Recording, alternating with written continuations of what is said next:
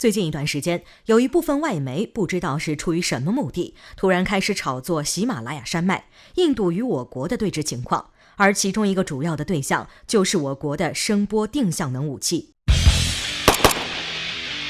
最近有外媒援引印度军方的报告透露，印度前线士兵正在出现大面积的非战斗减员，一方面是逐渐降低到-40°的气温加剧了高原反应，大面积冻伤也开始出现，另一方面就是前线士兵出现严重的症状，心理压力开始增加。借此报告，有外媒表示，有印度前线士兵遭到附近的声波袭击，几小时后就出现严重症状。士兵暴露在声波范围内之后，短时间内就会出现头晕、呕吐，甚至昏厥的现状。该报告中也多次怀疑，这可能是中国在边境地区部署的声波定向能武器。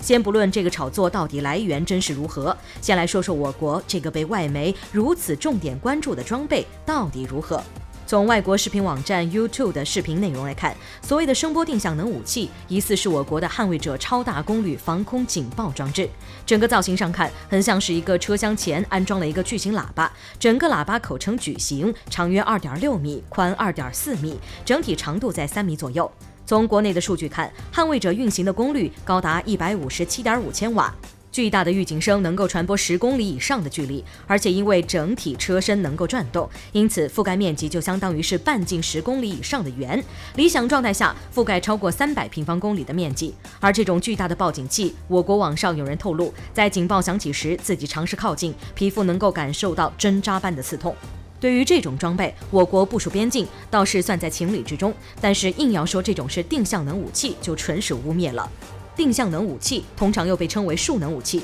主要思路是通过某种技术，让装备能够短时间内在目标点产生高能量密度，从而达到杀伤、击穿的目的。主要代表就是激光类武器、声波类定向能武器，我国至少目前没有相关消息。有分析认为，从对峙地区的环境来看，山路崎岖，环境复杂，声波类武器发挥作用实在有限。更关键的是，高原冬季的大雪覆盖之后，声波类武器很可能被环境里的雪层吸收，操作不当甚至会引发雪崩。因此，我国部署声波定向能武器的可能性不大。另外，笔者怀疑外媒恶意炒作中国声波定向能武器已经投入使用的相关报道，完全是基于灵感乍现来描述的。而来源很大概率有2个，一个是基于在9月份我国公开透露的消息，我军在边境地区安置扩音喇叭，24小时播放印度旁遮普神曲，我国网上则调侃为东北玩泥巴。另一个灵感来源恐怕是印度军方中提到的士兵心理压力增加。当时印度军方给出的答案